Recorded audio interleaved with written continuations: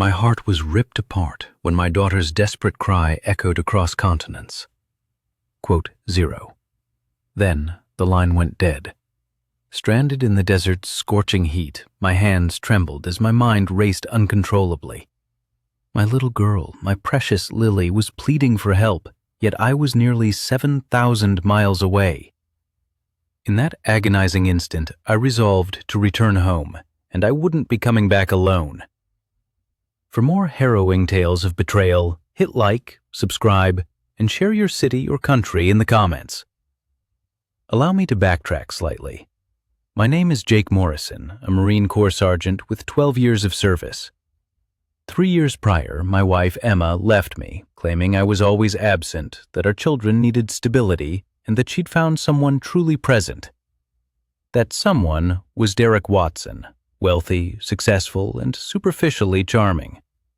However, during the custody hearing, I glimpsed something sinister and cold in his eyes. The judge, oblivious to my premonitions, granted Emma primary custody, leaving me with only alternate weekends and a shattered spirit. I strove tirelessly to be there for my children, Lily, now 10, and Max, who recently turned 8. Yet Derek consistently obstructed my efforts. He'd abruptly cancel visits, fabricating stories that I didn't care for them. Emma passively allowed these manipulations. I helplessly watched my children drift away, one weekend at a time. Still, I never ceased calling, writing letters, or being their father, even from thousands of miles away.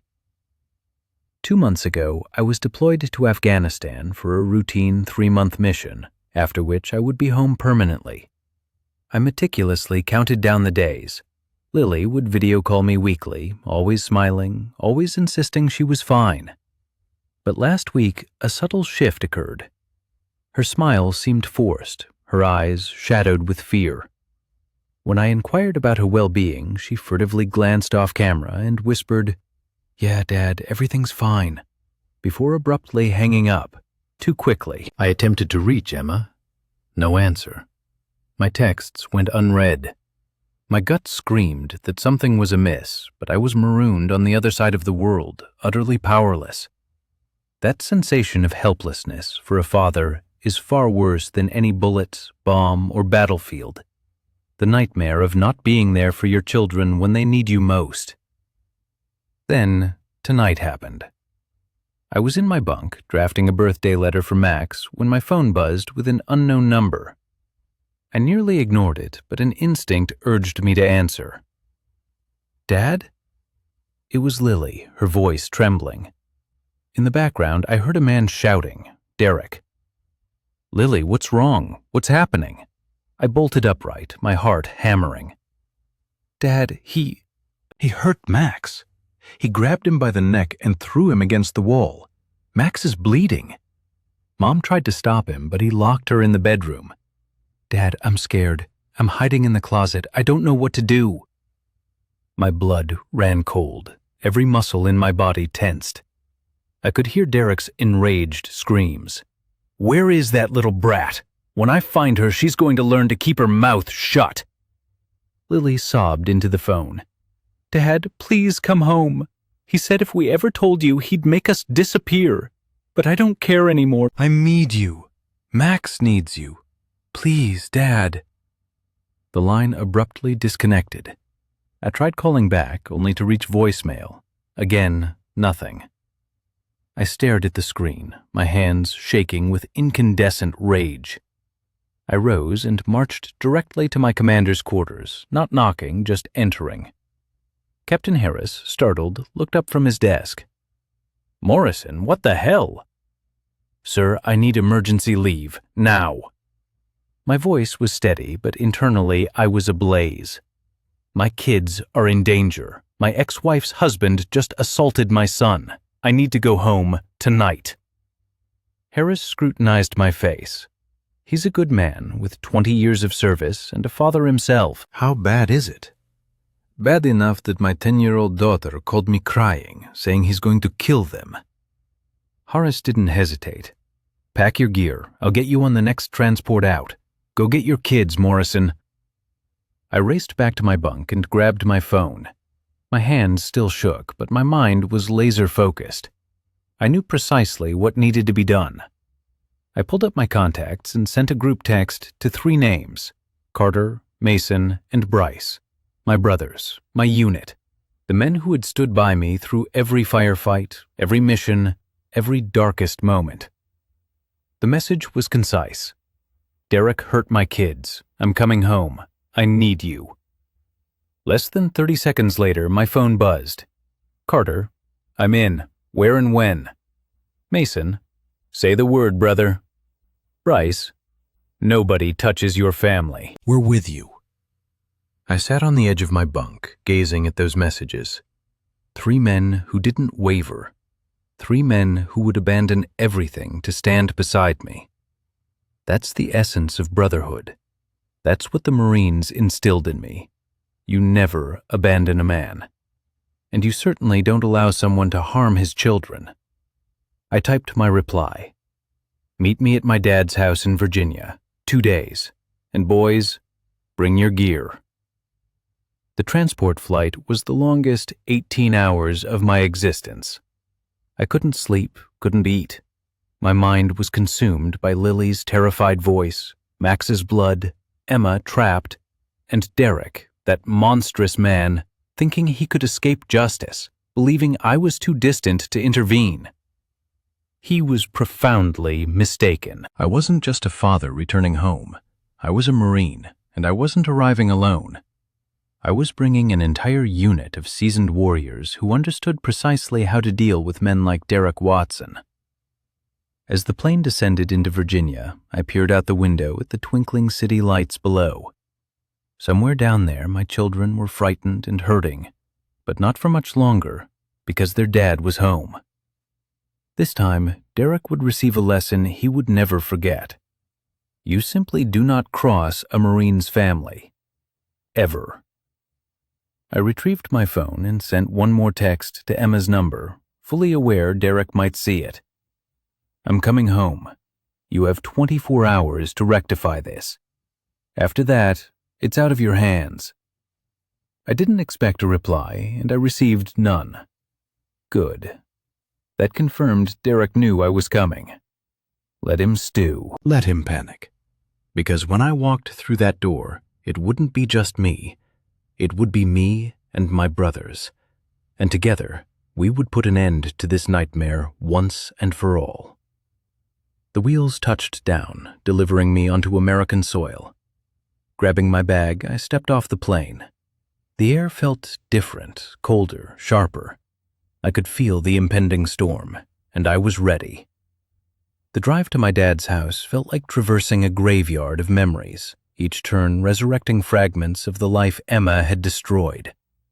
My jaw clenched. I gripped the steering wheel, desperately trying to banish thoughts of her, of us. But to confront Derek effectively, I needed to recall the genesis of this nightmare. 3 years ago, I returned from deployment, brimming with anticipation to see my family. Instead, I entered an empty house. No warm welcome, only Emma seated at the kitchen table, her face devoid of emotion. We need to talk, she stated, words that irrevocably altered everything. She demanded a divorce, claiming I was always absent, that the children barely knew me, and that she'd found someone who could truly be present. I tried to remind her of our vows, of the life we had meticulously built, but her decision was firm. She had already retained a lawyer. 2 weeks later, Carter informed me he'd spotted Emma at a restaurant with Derek Watson, holding hands, laughing. She'd been cheating for 4 months while I was overseas, trusting her, missing her, loving her. Derek was everything I wasn't, a wealthy real estate developer with a sprawling house and expensive cars. He swept in with his money and charm, seizing everything. But even worse than taking my wife, he took my children. Emma filed for primary custody. Her lawyer depicted me as an absentee father, excessively preoccupied with the military. The judge, reviewing my deployment records, concurred. Just like that, I transitioned from a full-time father to a bi-weekly visitor. I will never forget encountering Derek at the custody hearing. He sat next to Emma, smirking as if he had won a prize. After court, he approached me in the parking lot. "No hard feelings, right?" he said, extending his hand. I merely stared at him. "Stay away from my kids." He chuckled.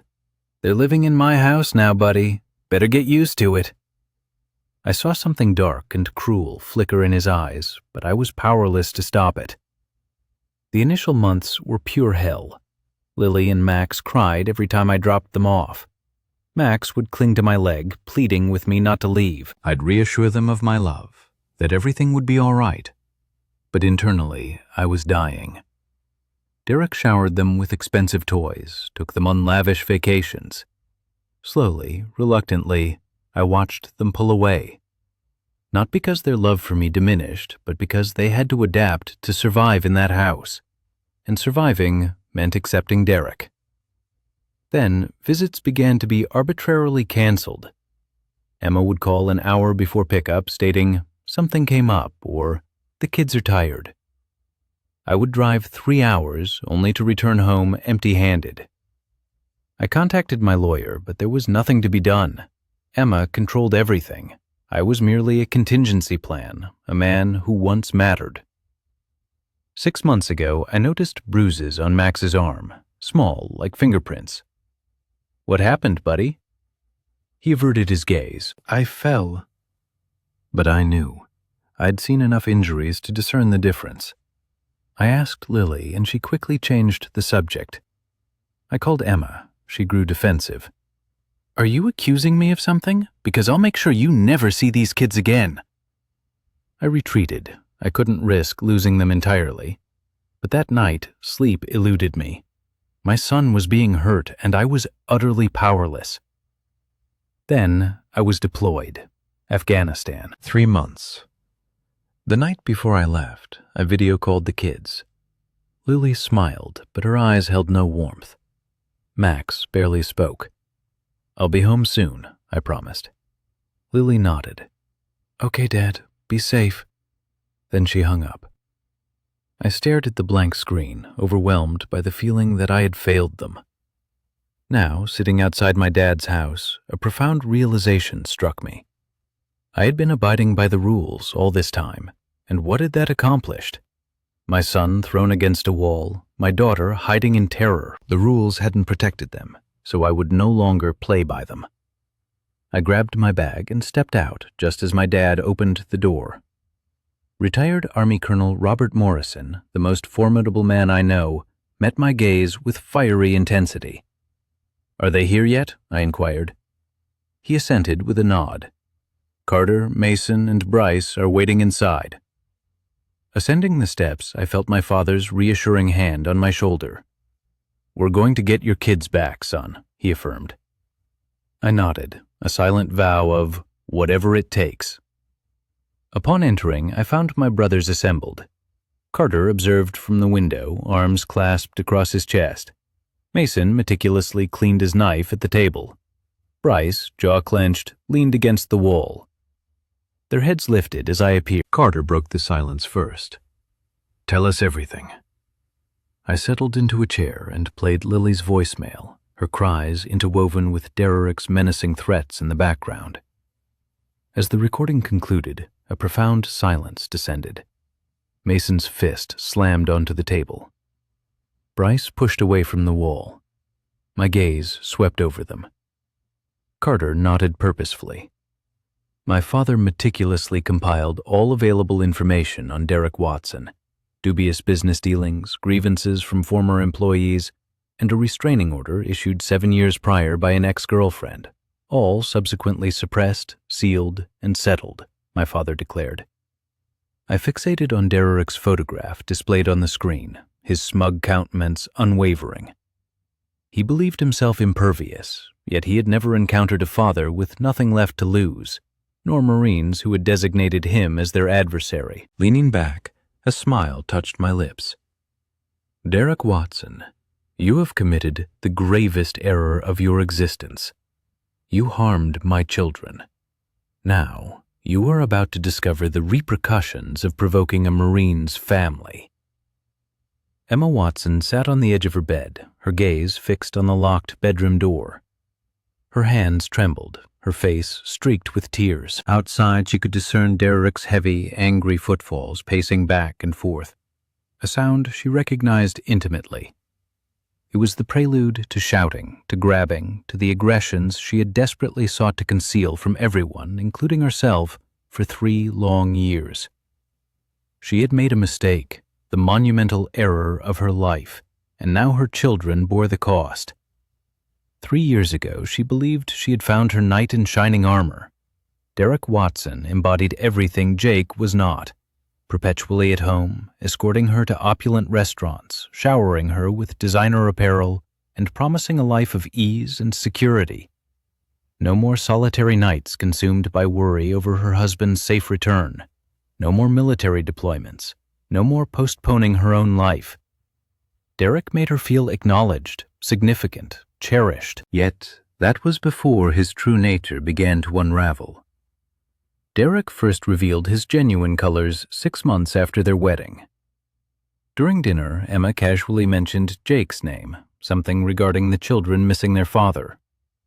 Derek's expression darkened. He gripped his fork with such force that his knuckles blanched. "I do not wish to hear that man's name in my house," he stated quietly, an unnerving softness in his tone. Emma dismissed it with a laugh, assuming he was jesting. He was not.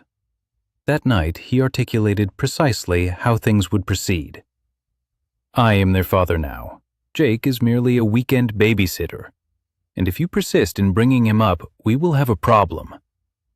Emma should have departed then, but she did not. She rationalized that Derek was merely adjusting, that he would improve, that he loved her. Moreover, leaving would necessitate acknowledging that she had ruined her marriage for nothing. It would mean confronting Jake and admitting he had been right. Her pride would not permit it, so she remained. And the situation deteriorated. Derek began to dictate every aspect of her life, whom she spoke with, where she went, what she wore. He incessantly checked her phone, accusing her of still harboring feelings for Jake. If she attempted to argue, he would confront her, his voice low and menacing. "You imagine you can leave me? You think anyone would believe you? I own this town, Emma. I own you." She ceased to argue, ceased to defend herself, ceased to be herself. She became a phantom in her own existence, doing whatever was necessary to placate Derek. But the most agonizing aspect was not what he inflicted upon her. It was what he did to Lily and Max. Derek detested Jake's children. He perceived them as painful reminders of his wife's past, reminders that he was not her initial choice. He would never voice it publicly, but within the confines of their home, he made his sentiments unequivocally clear. He would make disparaging remarks about them not being true Watsons, about their need to toughen up and shed their softness. When Max wept for his father, Derek would taunt him. "Daddy's not coming to save you, kid. He's too busy playing soldier." Emma endeavored to protect them. She truly did. But Derek was cunning. He never left visible marks, a firm grip on an arm, a shove against a wall, words that cut more deeply than any bruise, and he invariably acted when Emma was not observing, or when she was too terrified to intervene. Lily and Max quickly learned the rules. Do not discuss Dad, do not cry, do not anger Derek. Simply survive. Then, last week, everything erupted. Max was on the phone with Jake, excitedly discussing an upcoming visit. Derek overheard. When Max hung up, Derek snatched the phone from his hand. "What did I instruct you about calling him?" Max's lip trembled. "He's my dad. I'm allowed to talk to him." "Wrong answer." Derek seized Max by the collar and aggressively shoved him against the wall. "I'm your dad now, and you're going to learn some respect." Emma rushed into the room just as Derek's hand moved toward Max's throat. "Derek, stop!" she shrieked. She grabbed his arm, attempting to pull him away. Derek turned on her, his eyes wild. "You wish to defend him? Fine. You can remain in your room and contemplate whose side you are truly on." He propelled her toward the bedroom. Emma stumbled, her shoulders striking the doorframe. Derek pointed at Max and Lily, who stood paralyzed with terror. "Get to your rooms now, and if I hear one word from either of you tonight, you will regret it." Emma later attempted to exit her room, but the door was locked from the outside. She pounded on it, screamed, pleaded. Nothing. She retrieved her phone and called Lily. "Are you okay? Is Max okay?" Lily's voice was subdued, frightened. "Max's lip is bleeding. He's crying. Mom, I'm scared." Emma's heart shattered. "I'm so sorry, baby. I'm going to fix this, I promise." But even as she uttered the words, she had no idea how. Derek had confiscated her car keys, her credit cards, her freedom. She was trapped. It was then that Lily performed the bravest act Emma had ever witnessed. She called Jake. Emma learned of it the following morning when Derek unlocked the door. He was serene, too serene. "Your daughter called her daddy last night," he said, leaning against the doorframe. "Told him I hurt Max, told him you were locked up. You understand what that signifies, don't you?" Emma's blood ran cold. "Derek, please." He raised a hand. "Jake's probably en route here right now, imagining he's going to play hero. Let him come. I have lawyers, I have connections, and I have a restraining order ready to file the instant he sets foot on my property. He's not taking you or those children anywhere. And if you attempt to leave me," he stepped closer, his voice descending to a whisper, "I'll ensure you lose them permanently." Emma realized then that she was not merely confined within a house, she was imprisoned within a nightmare. And the only individual who could rescue her was the man she had betrayed, the man she had abandoned for this monstrosity, Jake. She had alienated him, portrayed him as the villain, taken his children from him, and now she needed him to save them all. The irony was not lost on her, nor was the crushing weight of guilt. She sat on the bed, staring at her phone. She yearned to call Jake, to implore his forgiveness, to admit she had been wrong about everything. But Derek was observing her, always observing. So instead, she prayed that Jake was coming, prayed that he would bring aid, prayed that her children would forgive her for subjecting them to this hell, and prayed that somehow, in some way, this nightmare would conclude before Derek committed an act from which they could not recover. Outside the door, Derek's footsteps ceased. The lock clicked. The door opened. He stood there, smiling, the same charismatic smile he had used to captivate her 3 years ago. "We are hosting guests tomorrow night," he announced. "A business party.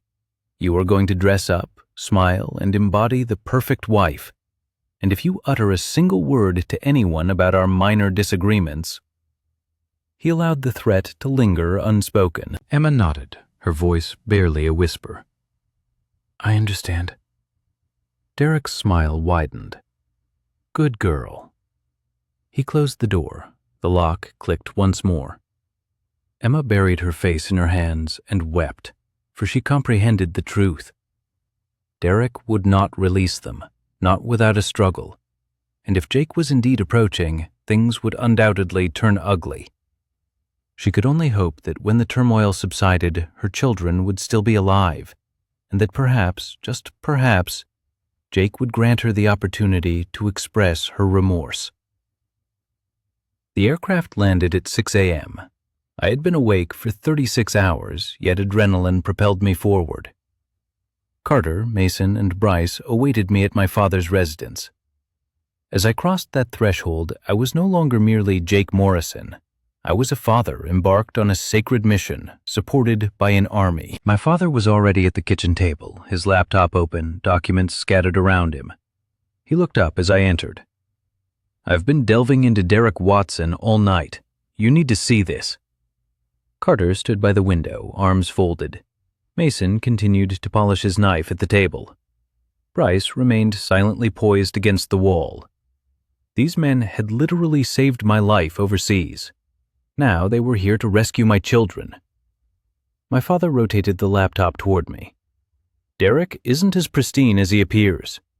3 years ago, an ex-girlfriend filed a restraining order alleging he choked her during an altercation. The case vanished 2 weeks later. Money exchanged hands.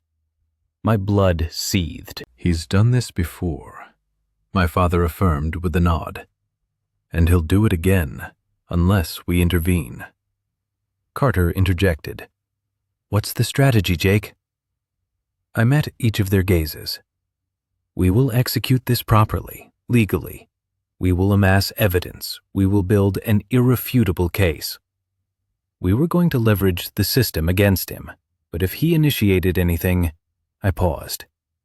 We would protect my children, whatever the cost. Mason's grin widened. Now that's what I'm talking about. Our first stop was my kids. They were staying with Emma's parents on the other side of town. My heart hammered against my ribs as I knocked on the door. Linda, Emma's mother, opened it, her face draining of color. Jake, I didn't realize you were back. My voice, though calm, was firm. Where are they? She stepped aside. Upstairs, in Lily's old room. I ascended those stairs with unprecedented speed. The door was ajar. Inside, Lily sat on the bed beside Max, whose face was bruised and his lip split. My little boy. My heart shattered. Dad!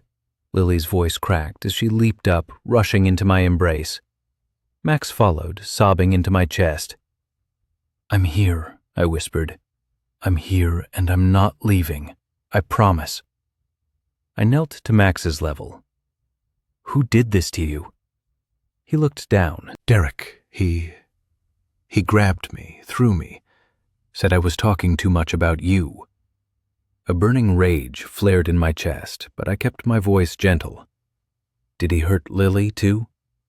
Max shook his head. No, but he yells at her a lot. And Mom, she's scared of him, Dad. Really scared. I pulled them both close.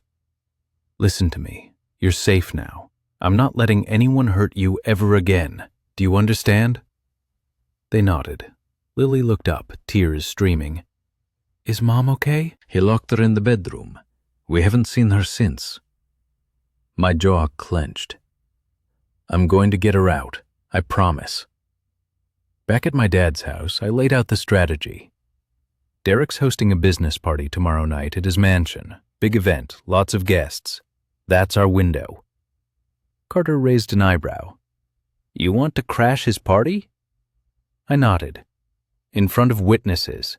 He can't hide behind closed doors if the whole town is watching. Bryce smiled. I like it. My dad pulled up blueprints of Derek's house. 2 exits, front and back. Security cameras on every corner. He's paranoid. Mason studied the layout. We'll need someone monitoring those cameras. I can handle that.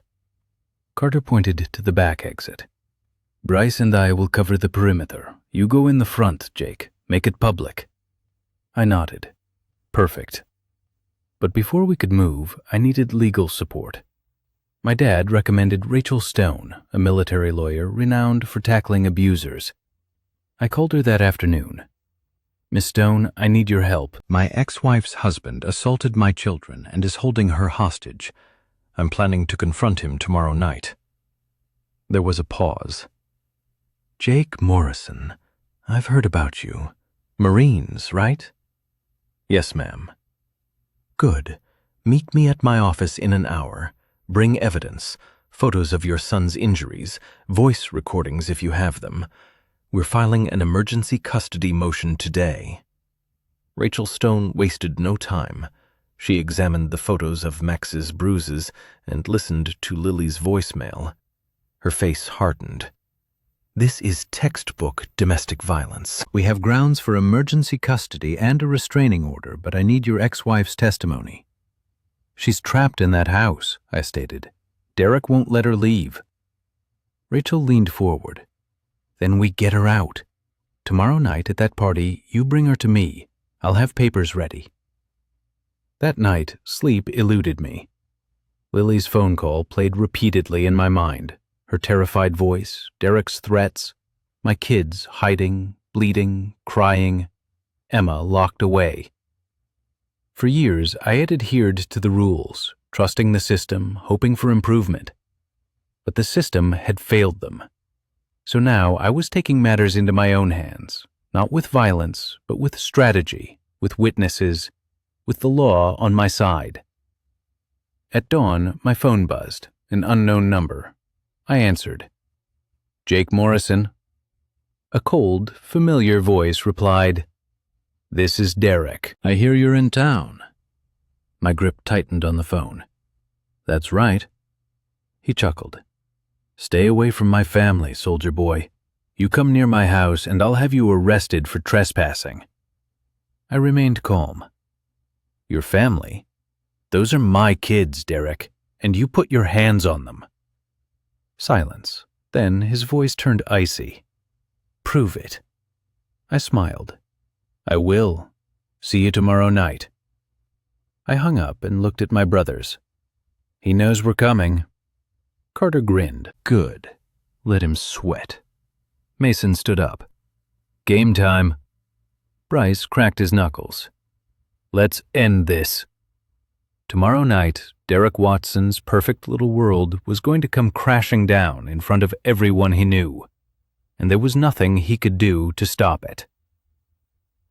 The night before Derek's party, I sat in Rachel Stone's office, reviewing the plan one final time. She spread legal documents across her desk, an emergency custody petition, a restraining order application, witness statements, everything needed to expose Derek Watson. "Tomorrow night, you walk in, you get Emma out, and you bring her straight to me," Rachel said, tapping her pen on the papers. "I'll have a judge on standby. We file everything within the hour." I nodded. "What if Derek tries to stop us?" Rachel looked up, her eyes sharp. "That's what the witnesses are for. He can't claim assault or kidnapping if 50 people see her walk out willingly." "And if he touches you," she smiled, "well, that's just more evidence." Back at my dad's house, the team was prepared. Carter checked his phone. He'd been monitoring Derek's social media. Guest list is public. Business partners, city council members, even the police chief. Derek's showing off. Mason grinned. "Perfect. Let's give them a show they'll never forget." Rice pulled up the security camera feeds he'd infiltrated earlier. "I've got eyes on every entrance. Derek's got private security. 2 guys at the front gate, 1 roaming the property." My dad looked at me. "You sure about this, son? Once you walk through that door, there's no turning back." I thought about Max's bruised face, Lily's terrified voice, Emma locked in a bedroom. I've never been more sure of anything in my life. At midnight, my phone rang, an unknown number. I answered. Silence. Then Derek's voice, cold and measured. "Jake Morrison, I was wondering when you'd call." I remained calm. "I didn't call you, you called me." He laughed. "Semantics. Listen, I know you're planning something. Whatever it is, don't." "You're out of your league here. I own this town. The police, the judges, everyone. I leaned back in my chair. "You don't own me, and you sure as hell don't own my kids." Derek's voice dropped lower. "Those kids live in my house. They eat my food. They sleep under my roof.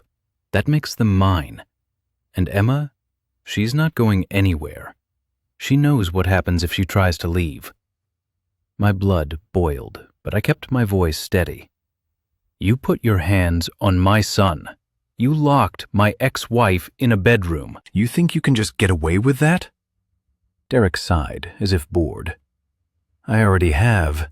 See, here's the thing, soldier boy. You can come to my party. You can make a scene. But at the end of the night, you'll leave empty-handed, because I have lawyers, I have money, I have power. What do you have? A uniform and some misplaced sense of justice." I smiled. "I have something you'll never understand, Derek. I have brothers who would die for me, and I have the truth. That's more than enough." There was a pause. Then Derek's voice turned ice cold. "Come to my party tomorrow night." "I dare you. Walk through my front door and see what happens. You'll be arrested before you make it to the living room." I stood up. "See you tomorrow, Derek." I hung up. Carter looked at me. "He's rattled." I nodded. "Good. Rattled people make mistakes." The next morning, I drove to Emma's parents' house to see the kids one more time before tonight. Lily ran into my arms the second I walked in. "Dad, are you really going to get Mom?" I knelt down.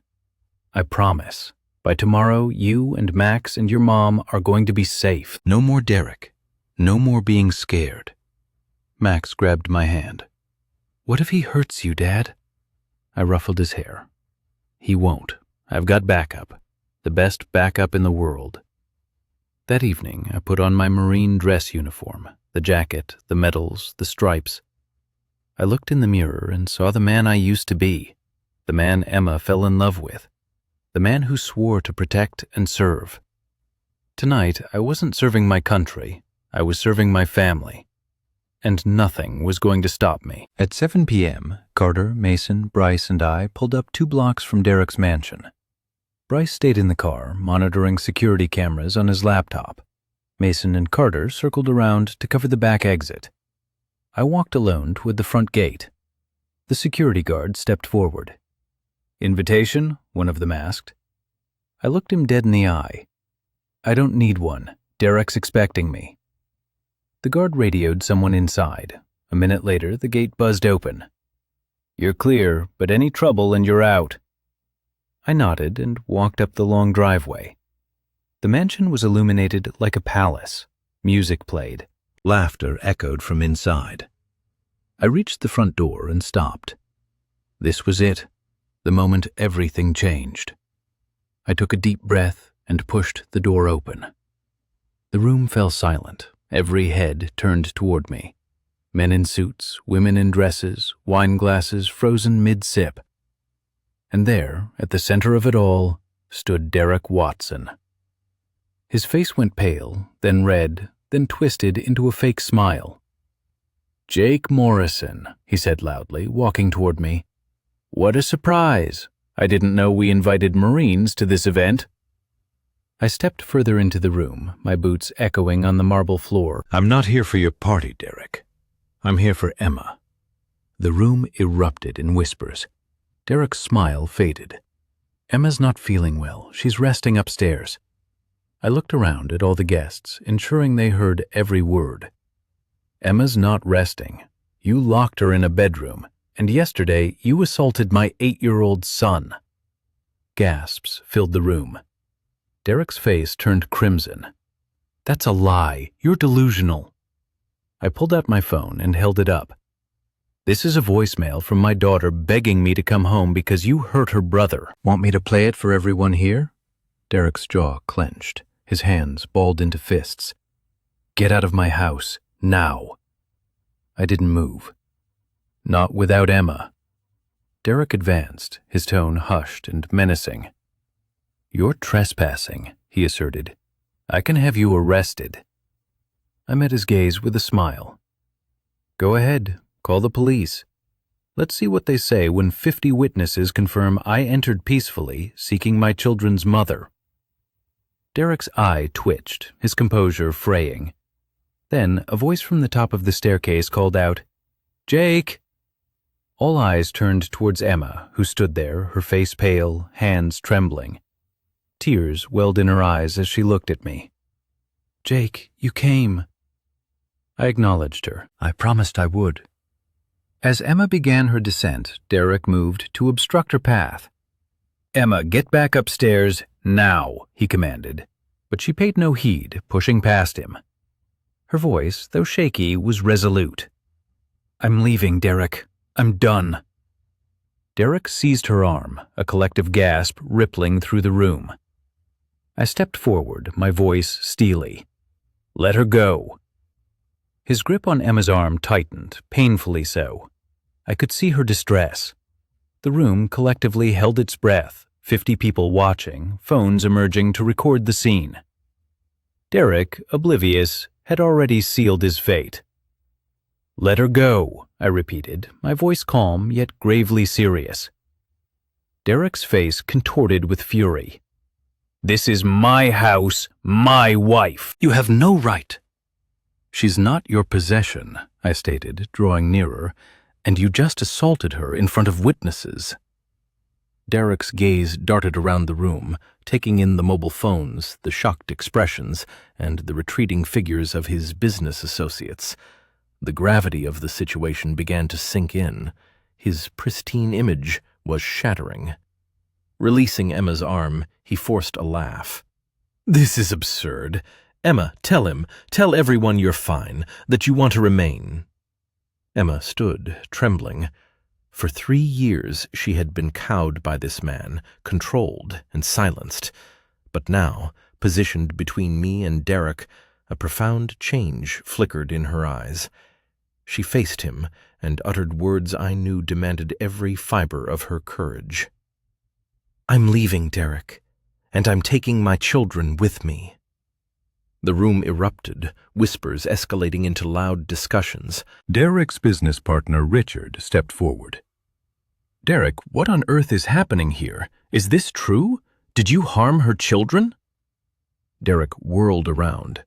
"Don't listen to them, Richard. This is a setup. He's attempting to undermine me." Richard looked from Emma to me, then back to Derek.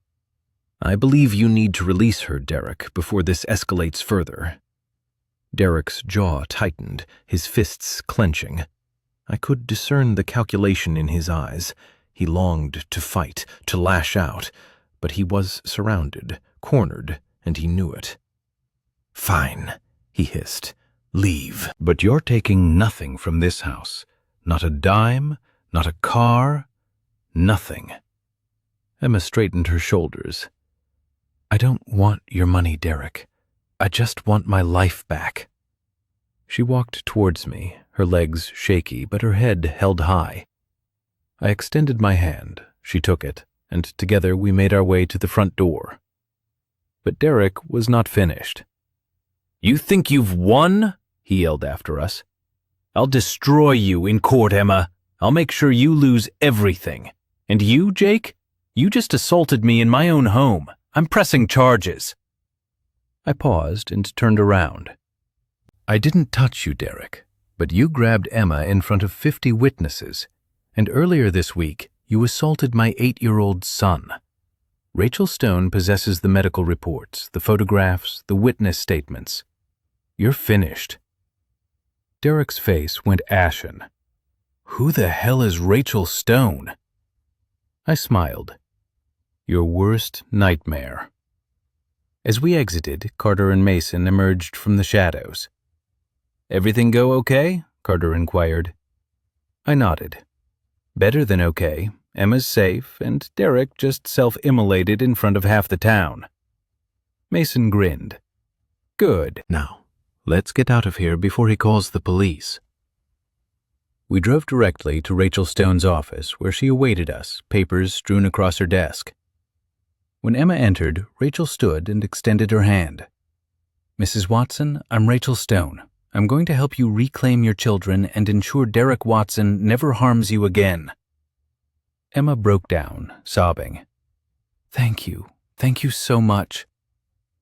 Rachel seated her and began reviewing the documents: an emergency custody petition, a restraining order, divorce papers. "I need you to tell me everything, Emma. Every instance he hurt you, every threat, every bruise, every insult, everything." Emma took a deep breath and began to speak.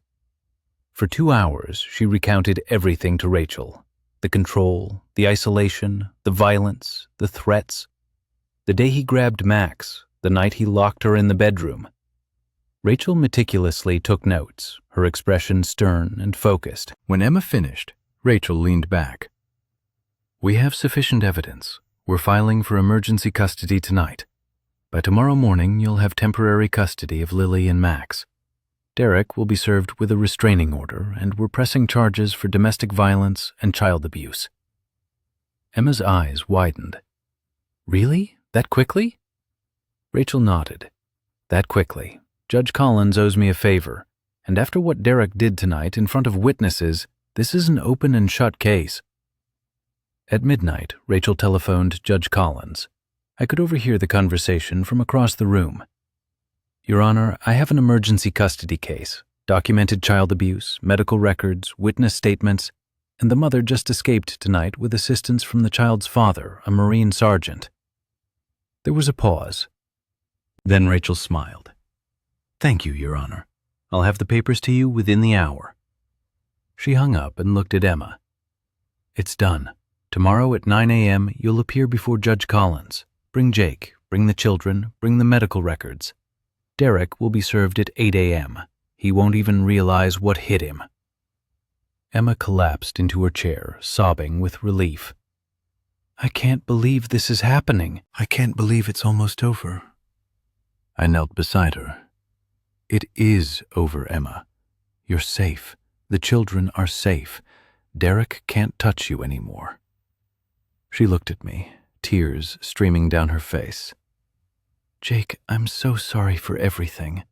For leaving you, for bringing him into our children's lives, for not listening when you tried to warn me. I ruined everything because I was selfish and foolish. I shook my head. You made a mistake, but you're rectifying it now. That's what matters. Our children need their mother, and I need you to be strong for them. Can you do that? She nodded. I can. I will. I stood up. Good, because tomorrow we're going to conclude this. That night, sleep eluded me. I kept replaying Derek's expression when Emma walked out, the fury, the panic, the dawning realization of his lost control. Men like Derek don't handle defeat gracefully.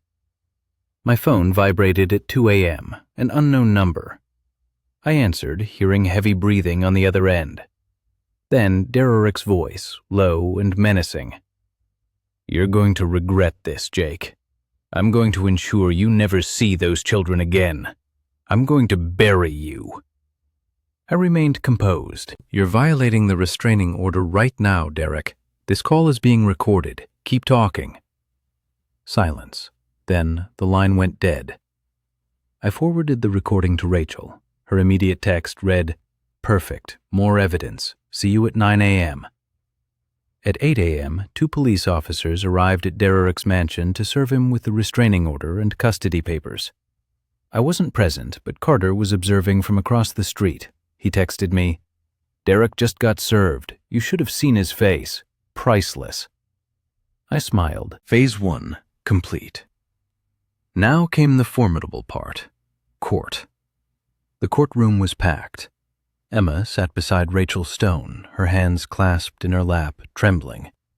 I sat behind them in my dress uniform, with Max and Lily beside me. My father, Carter, Mason, and Bryce occupied the row behind us.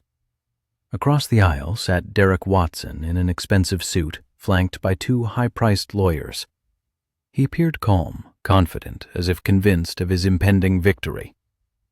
Judge Margaret Collins entered, and everyone rose. She was a no-nonsense woman in her 60s, with keen eyes that missed nothing. Be seated, she instructed, settling into her chair. This is an emergency custody hearing for Lily and Max Morrison. I've reviewed the preliminary documents, and I'll now hear from both parties. Miss Stone, you're representing the mother? Rachel stood. Yes, Your Honor. Emma Watson is seeking emergency custody of her 2 children based on documented child abuse and domestic violence by the stepfather, Derek Watson. Judge Collins looked at Derek. Mr. Watson, you are represented by counsel? One of Derek's lawyers rose. Yes, Your Honor. Victoria Hunt for the defense. Judge Collins nodded. Ms. Stone, present your case. Rachel produced a folder. Your Honor, 3 days ago, Derek Watson physically assaulted 8-year-old Max Morrison. He grabbed the child by the throat and threw him against a wall, resulting in bruising and a split lip. We have medical records, photographs, and witness testimony from the child's older sister, Lily Morrison. Victoria Hunt stood up. Your Honor, those are serious allegations without proof. My client denies any wrongdoing. This appears to be a coordinated attack by the biological father who's attempting to sabotage my client's marriage and reputation. Rachel didn't flinch. Your Honor, I'd like to call Max Morrison to the stand. My heart sank. Max was only 8 years old. I hadn't wanted to subject him to this, but Rachel had explained its necessity. Judge Collins looked at Max. Young man, can you come up here, please? Max looked at me, terrified. I nodded. It's okay, buddy. Just tell the truth. He walked to the witness stand, his legs visibly trembling. Judge Collins leaned forward, her voice gentle. Max, I know this is scary, but I need you to answer some questions for me. Can you do that? Max nodded. Rachel approached. Max, can you tell the judge what happened 3 days ago at your stepfather's house? Max's voice was barely a whisper. Derek got mad because I was talking to my dad on the phone. He grabbed me and pushed me against the wall. It hurt. Rachel showed him a photograph. Is this you in this picture? Max looked at the bruises on his neck and nodded. Yes. Who did this to you? Max's eyes filled with tears. Derek. Victoria Hunt stood. Objection, Your Honor. The child was receiving guidance from someone. Judge Collins directed a sharp glance toward her. Overruled. Miss Hunt, please sit down. I will determine if he is being coached. Rachel pressed on with her questioning. Max, has Derek ever harmed you previously? Max nodded assent. He pushes me sometimes, and he shouts quite a bit. He claims I'm not his biological son and that I should stop crying about my father. A hush fell over the courtroom. Judge Collins's expression became stern. Thank you, Max. You may step down now. Max hurried back to me, and I enveloped him in a protective embrace. Next, Rachel called Lily to the stand. Although she appeared more resilient than Max, I could discern the apprehension in her gaze. Lily, did you witness what occurred to your brother? Lily confirmed with a nod. Yes. Derek grabbed Max and threw him. Mom tried to intervene, but Derek locked her in the bedroom. I was frightened, so I contacted my dad. Rachel presented the judge with the phone records. This call was made at 9:47 p.m. 3 nights ago. Lily telephoned her father, Sergeant Jake Morrison, who was stationed in Afghanistan. Victoria Hunt rose to her feet once more. Your Honor, this is unmistakably a fabrication. The father has manipulated the children to secure custody. Judge Collins's eyes narrowed. Miss Hunt, if you interrupt again without proper justification, I will hold you in contempt. These children possess medical evidence substantiating their assertions. Now be seated. Rachel then summoned Emma to the stand. Emma appeared distraught, yet she maintained her composure. Mrs. Watson, how long have you been married to Derek Watson? 3 years, she replied. During that period, has he ever been violent towards you or your children? Emma's voice faltered. Yes, he has been controlling and abusive from the outset. I was too terrified to leave. He threatened to take my children away if I confided in anyone. Rachel displayed photographs of bruises on Emma's arms to the judge. Where did these injuries originate? Derek. He assaulted me when I attempted to prevent him from hurting Max. Victoria Hunt finally seized her opportunity. Your Honor, my client maintains that these allegations are manufactured. Mrs. Watson has a motive to fabricate. She desires to terminate the marriage and acquire his assets. Rachel whirled around. Your Honor, we have 50 witnesses from Derek Watson's business party 2 nights ago.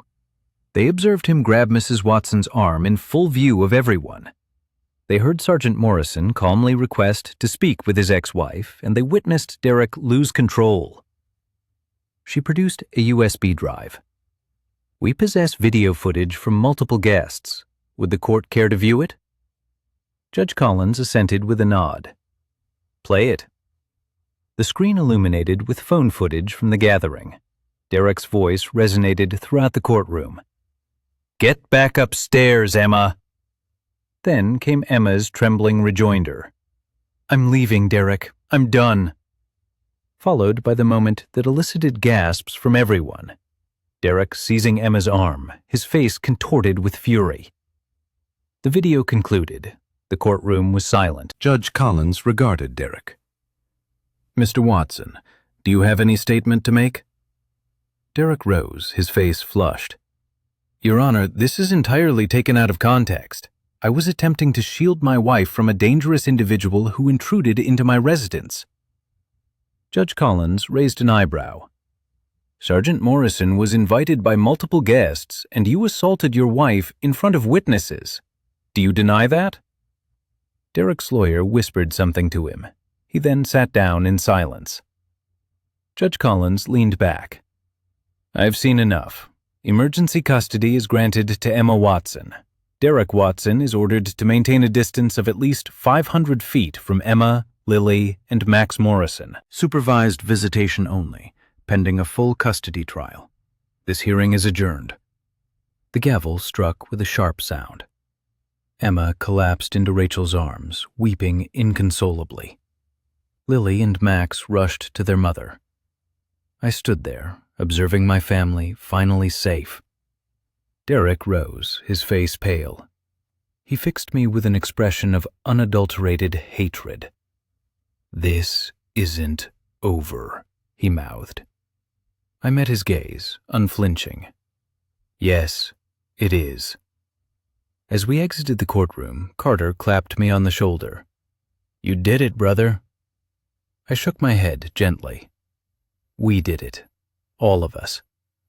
My father enveloped me in a hug. "I'm proud of you, son." Emma approached me, her eyes red from crying. "Jake, thank you. I don't deserve your help after everything I did." I looked at Lily and Max, who were smiling for the first time in days. "You're their mother. They need you. That's all that matters." Outside the courthouse, Derek was swarmed by reporters.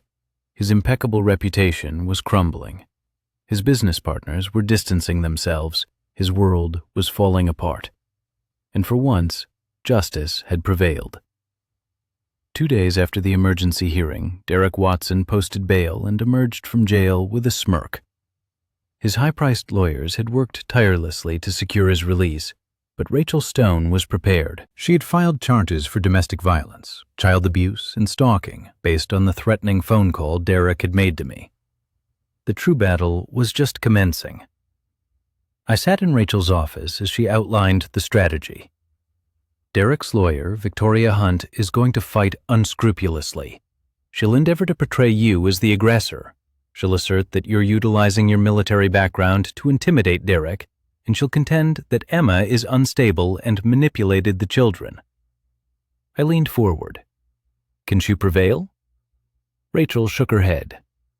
Not with the evidence we possess, but she will make it unpleasant. Be ready. The full custody hearing was scheduled for 1 week hence. In that interim, Derek initiated his counterattack.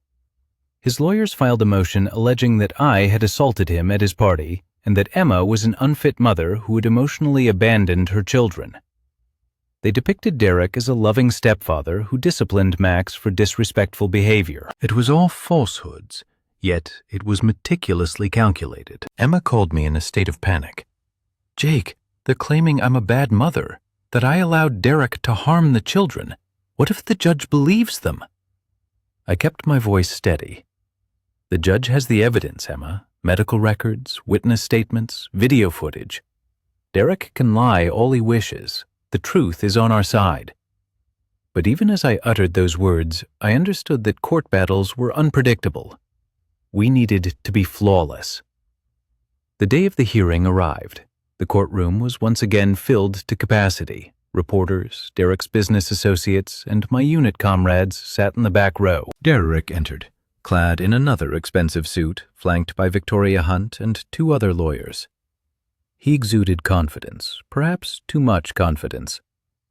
Emma sat beside Rachel, her hands trembling. I sat behind them, dressed in my uniform, ready for whatever lay ahead.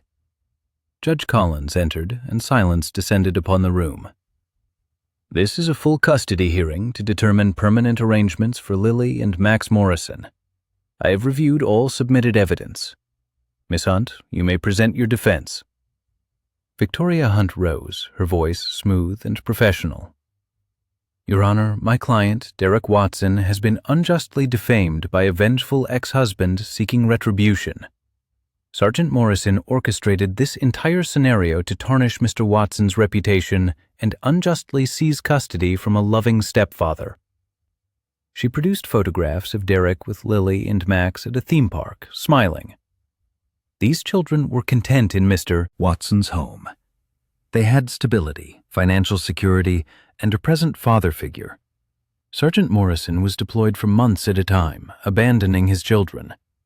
Yet he expects this court to believe he is the superior parent. Rachel stood. Objection, Your Honor. This is character assassination, not evidence. Judge Collins nodded. Sustained. Miss Hunt, adhere to the facts. Victoria adjusted her approach. Your Honor, the alleged assault on Max Morrison was a disciplinary measure undertaken by a frustrated stepfather dealing with a disrespectful child.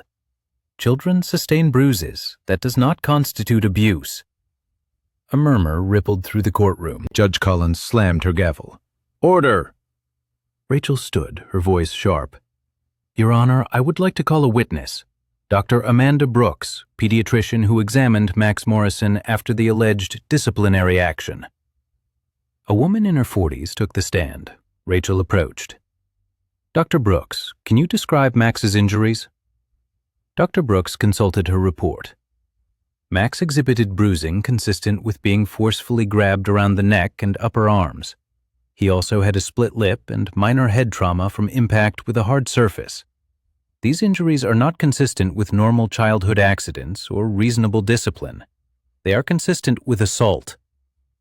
Victoria Hunt stood. Objection. The witness is speculating. Judge Collins leaned forward.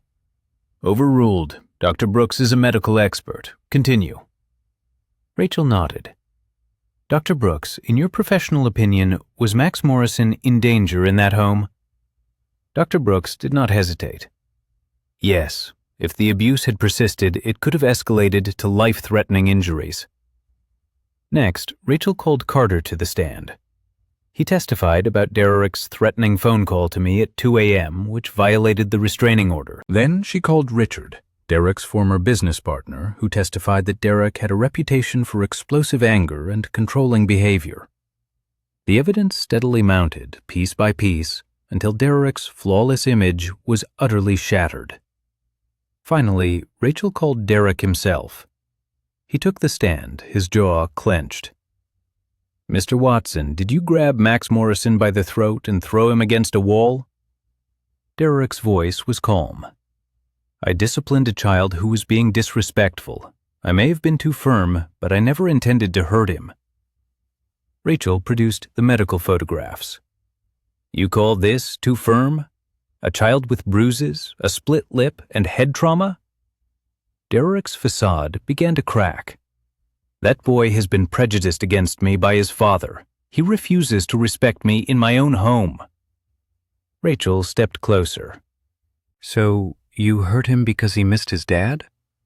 Derek's face reddened. I didn't hurt him. I taught him a lesson. By assaulting him? By showing him who's in charge? The courtroom fell silent. Derek realized his mistake too late. Rachel turned to Judge Collins. No further questions, Your Honor. Victoria Hunt attempted damage control, but the words were already spoken. Derek had confessed in front of everyone. Judge Collins looked at Derek with cold eyes. Mr. Watson, I've heard enough. Considering the extensive evidence presented, including medical records, witness testimonies, video footage, and your own admission, I am granting full custody of Lily and Max Morrison to Emma Watson.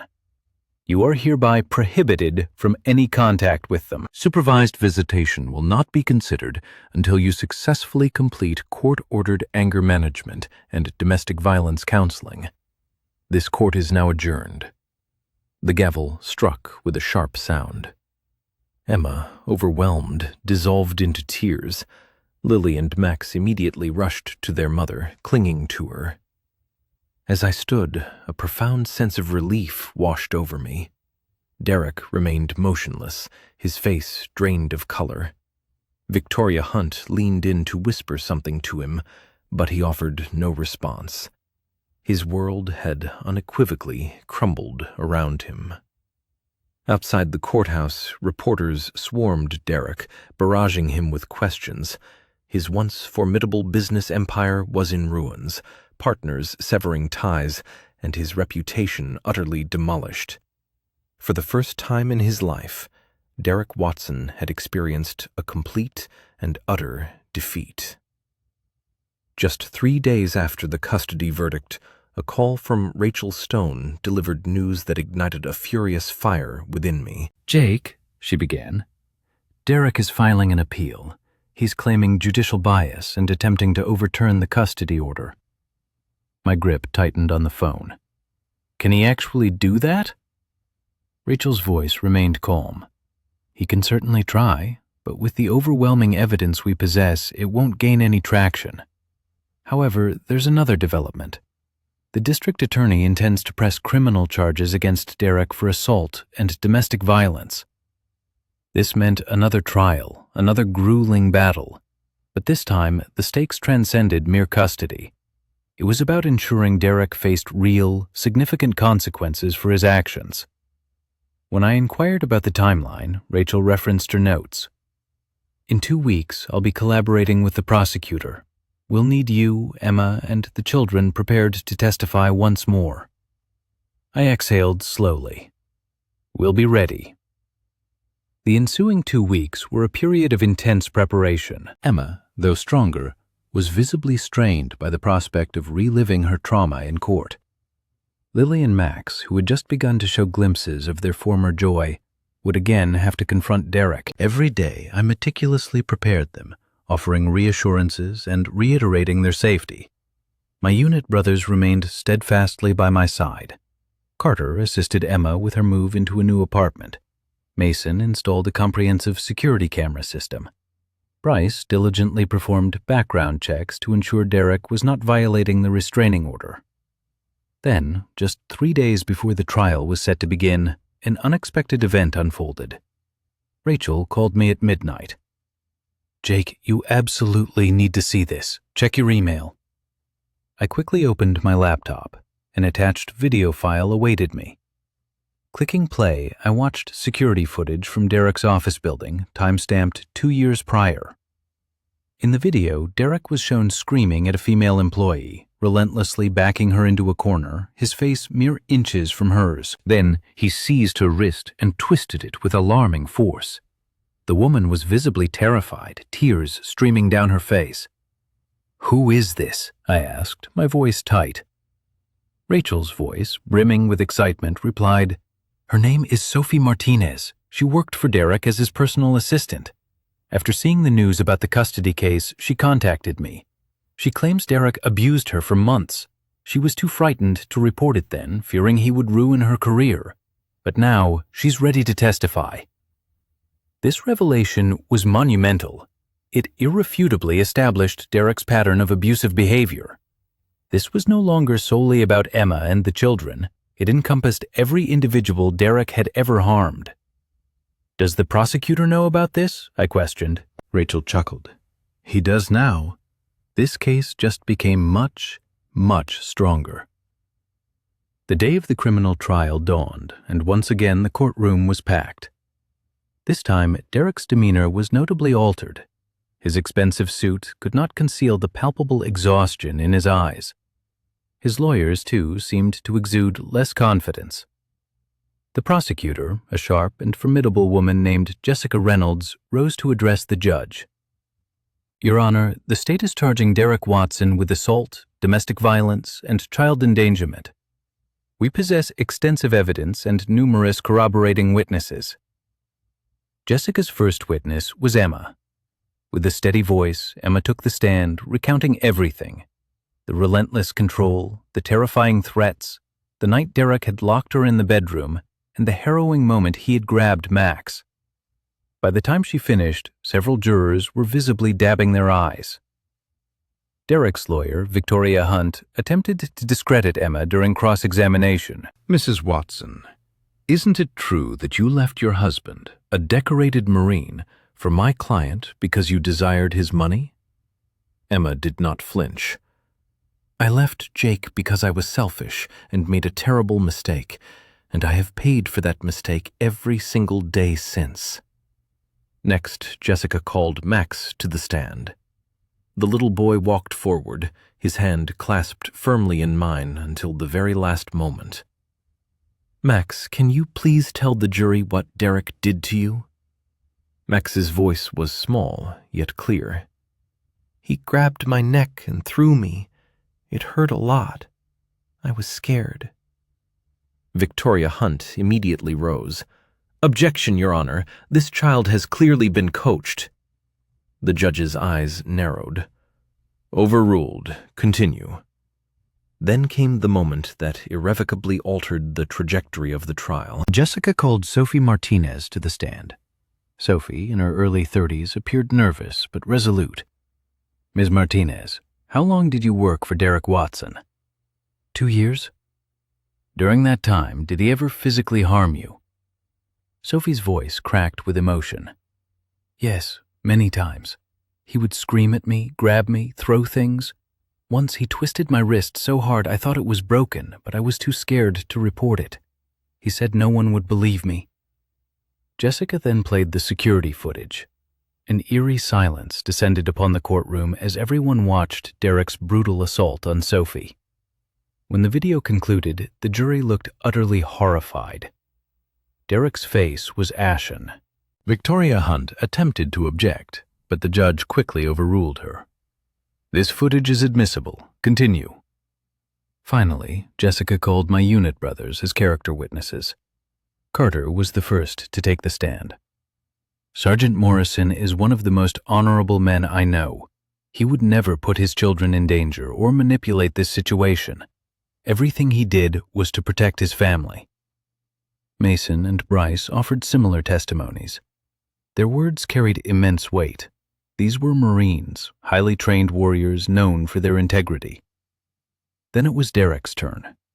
He took the stand, attempting to maintain a semblance of composure. Jessica approached him slowly. Watson, did you assault Max Morrison? Derek's voice was tight with denial. I disciplined him. That's not assault. Jessica then produced the medical photographs. You called this discipline? By choking him? Derek's jaw clenched. I didn't choke him. His voice began to rise, the carefully constructed mask of civility beginning to slip. Jessica then presented the video of Sophie. Did you assault Ms. Martinez? Derek hesitated. That was taken out of context. You grabbed her wrist and twisted it. How is that out of context? Derek's face contorted with rage. She was insubordinate. So you hurt her? You were teaching her a lesson? The courtroom erupted in a flurry of whispers and gasps. Judge Collins slammed her gavel, demanding order. Jessica stepped back, an air of triumph about her. No further questions. Derek realized too late that he had just confessed, again, incriminating himself. Victoria Hunt valiantly attempted to salvage the situation during redirect, but the damage was irreparable. The jury had witnessed the true Derek Watson, the monster lurking beneath the facade. After concluding arguments, the jury deliberated for 3 hours. When they returned, the foreman stood. We find the defendant, Derek Watson, guilty on all counts. Emma, utterly overcome, collapsed into tears, and I pulled her into a comforting hug. Lily and Max cheered enthusiastically. My brothers clapped me warmly on the back. Judge Collins looked directly at Derek. "Mr. Watson, you have demonstrated a clear and disturbing pattern of violence and control. You have inflicted harm upon women, children, and employees. This court sentences you to 5 years in prison, to be followed by mandatory counseling and a permanent restraining order. You will never again be permitted near the Morrison family." The gavel slammed. Derek was led away in handcuffs, his empire annihilated, his freedom irrevocably lost. Outside, reporters swarmed us once more. Emma held her children tightly. "I just want to express my profound gratitude to Jake Morrison. He saved our lives." I looked directly at the cameras. This isn't about me. It's about protecting those who cannot protect themselves. Derek Watson hurt many people. Today, he finally paid for it. 6 months after Derek Watson's sentencing, my life finally began to settle into a semblance of normalcy. I stood in the backyard of my new house, watching Max and Lily play on the swing set I had built the previous weekend. Their genuine laughter, a stark contrast to the forced mirth they once feigned around Derek, filled the air. Emma sat on the porch steps, sipping coffee, a true smile gracing her face. For the first time in years, we were all truly free. Emma and I did not rekindle a romantic relationship. Too much had transpired, too much had been irreparably broken. However, our co-parenting dynamic was healthier and more effective than ever before. We prioritized the children, communicated openly, respected each other's boundaries, and most importantly, both of us had learned profoundly from our past mistakes. Emma was diligently attending therapy, processing the trauma Derek had inflicted. She'd grown stronger, more confident. The woman I had fallen in love with so many years ago was gradually re-emerging. The children, too, were healing. Max's nightmares had ceased, and he spoke of Derek less and less. Lily was once again the bright, inquisitive girl she had always been. They spent weekdays with Emma in her new apartment and weekends with me. It wasn't a perfect arrangement, but it was good. It was safe. It was home. My unit brothers had become an integral part of our extended family. Carter faithfully appeared every Sunday for our barbecues. Mason patiently taught Max how to throw a football. Bryce enthusiastically helped Lily with her science projects. They were no longer merely my brothers. They were cherished uncles to my children. And I knew with absolute certainty that no matter what challenges arose, we would always have each other's backs. Rachel Stone had also become a close friend. She had fought tirelessly for my family, a debt of gratitude I would never forget. One afternoon, she stopped by with an update. "Jake, you should know, Derek is appealing his sentence, but between you and me, it's a completely futile effort. The evidence was simply too strong. He'll serve his full term." I nodded, a sense of quiet satisfaction settling over me. Good. He deserves every single day of it. 3 weeks later, something unexpected occurred. Sophie Martinez, the woman who had courageously testified against Derek, reached out to me. "Sergeant Morrison," her message began, "I just wanted to express my sincere gratitude. Because of you and your family, I found the courage to speak up. Derek can't hurt anyone else now." Her words resonated deeply within me. This had indeed transcended the boundaries of just my children. It was about every person Derek had terrorized. Knowing that we had effectively prevented him from harming anyone else made every hardship worthwhile.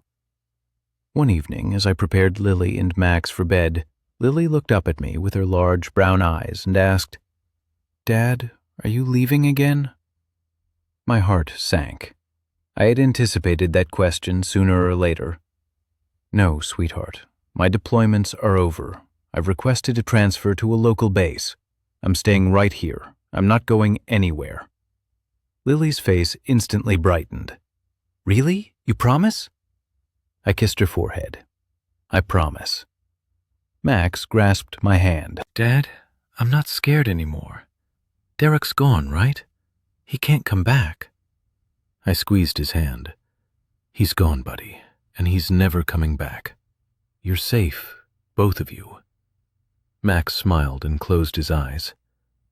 I love you, Dad. I love you too, son. That night I sat on my porch with a beer, gazing at the stars. My father pulled up in his truck and joined me. You did good, Jake. Real good. I looked at him. I couldn't have done it without you, without Carter, Mason, Bryce, Rachel, everyone. My dad placed a hand on my shoulder. That's what family does. We show up when it matters most. Emma called me the next morning. Jake, I need to say something. I've been wanting to say it for months, but I didn't know how. I braced myself. What is it? Her voice cracked.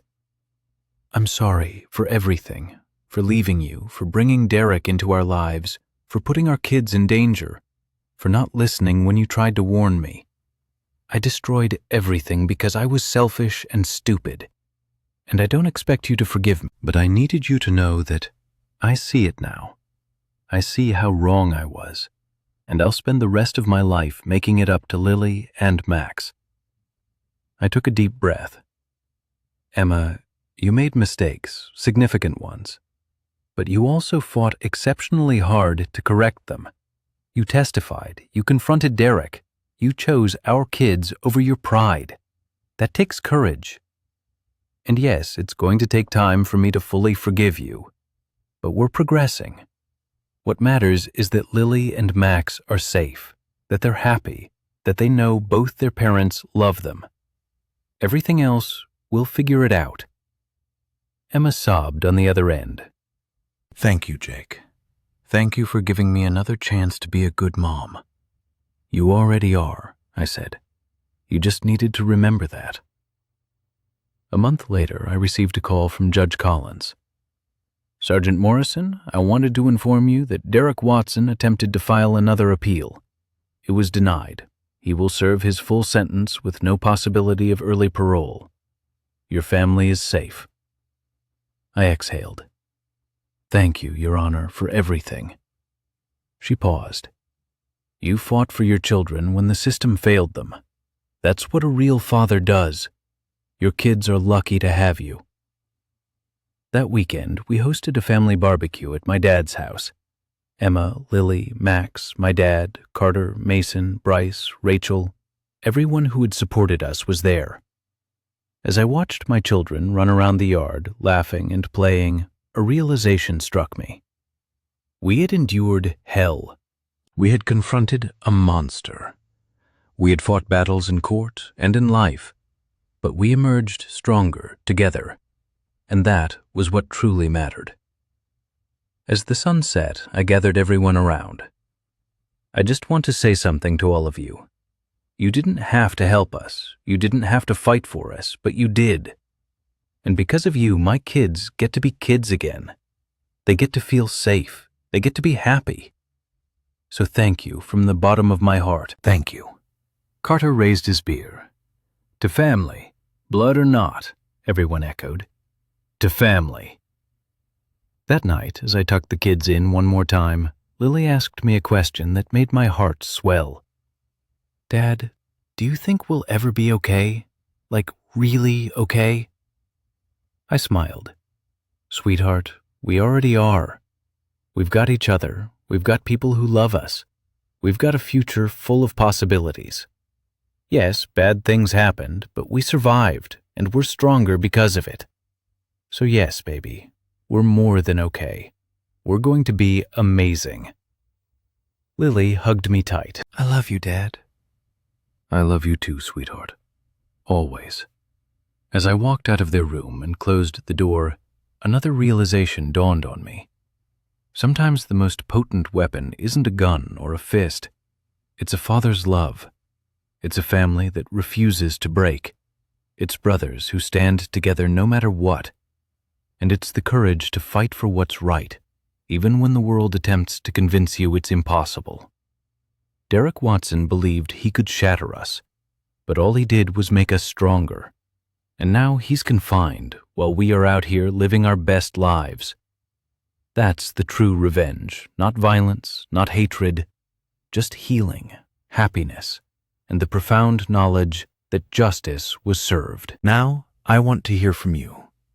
What's the one moment in this story that resonated with you most powerfully? Comment below and let me know. And tell me, where are you watching this from? Drop your city or country in the comments. I love hearing from you all. If you enjoyed this story of justice, retribution, and family, hit that like button and subscribe for more epic, thrilling narratives that will keep you captivated. And please tell me, what kind of stories do you wish to hear next? Betrayal, military revenge, family drama, justice served cold? Let me know in the comments and I'll deliver precisely what you love. Until next time, take care of yourselves and the people you love. See you in the next thriller. Stay strong.